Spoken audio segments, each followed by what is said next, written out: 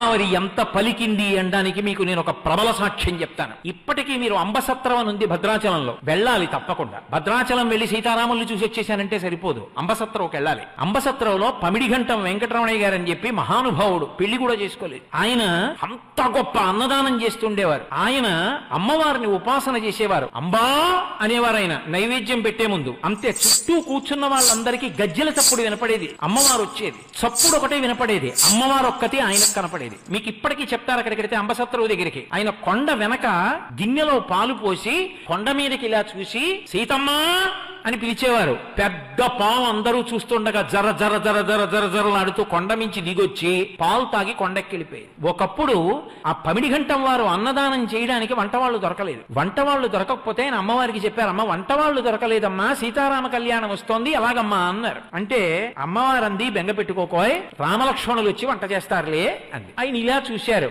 మంచి దృఢకాయులైన ఇద్దరు, అంతంత ఎత్తు ఆజానబాహుమరవిందదలాయతాక్షం ఇద్దరు వచ్చారు. వచ్చి అయ్యా మీరు వంట కావాలన్నారట, మమ్మల్ని ఎవరో పంపించారు, వంట చేస్తాం, కానీ మీరు లోపలికి చూడకూడదు. వంటశాల తలుపులు వేసి రెండు పెద్ద పెద్ద గుండిగలు తెచ్చారు. ఒక మనిషి ఎత్తలేడుదండి, అంతంత గుండిగలు తెచ్చి వంట చేశారు. వంట అంతా అయిపోయింది, బయటికి వచ్చారు. మేము గోదావరిలో స్నానం చేసి వస్తామని వెళ్ళారు, ఇంకా రాలేదు. ఆ తర్వాత వెళ్లి గుండిగల మీద చూస్తే రామగుండిగా లక్ష్మణ గుండిగా అని ఉంది. ఇప్పటికీ మీరు రామలక్ష్మణులు వచ్చి వంట చేసిన గుండిగలు అంబసత్రంలో చూడొచ్చు, ఇప్పటికున్నాయి. గోదావరి పలికింది. పమిడిఘంటం వారికి ఏదైనా ఇబ్బంది వస్తే గోదావరిని అడిగేవారు. ఒకప్పుడు నెయ్యి లేదు, రాజమండ్రి నుంచి నెయ్యి రావాలి, ఆ నెయ్యి రాలేదు. ఎలా?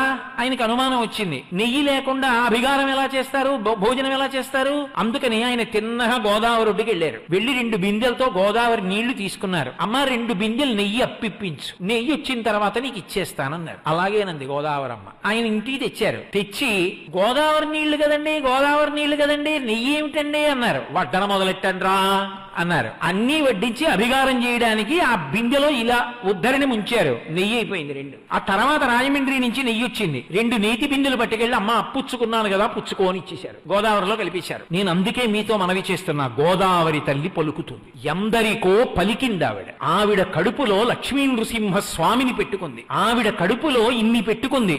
గోదావరి ఎన్నో పర్యాయాలు మాట్లాడింది. ఆమె అధిష్టాన దేవత అంత కరుణార్ద్ర హృదయ, గౌతమ మహర్షి యొక్క తప ఫలం, పరమేశ్వరుని జటాజూటం నుంచి వచ్చినటువంటి పరమ పావన వాహిని, సనాతన ధర్మానికి గుండెకాయ. అటువంటి గోదావరిని రక్షించుకోవలసిన కర్తవ్యం, దాన్ని సద్వినియోగం చేసుకుని ఆ నదీ జలాలు పాడవకుండా చూసుకోవలసినటువంటి నిష్ఠ అందరం వహించవలసి ఉంటుంది.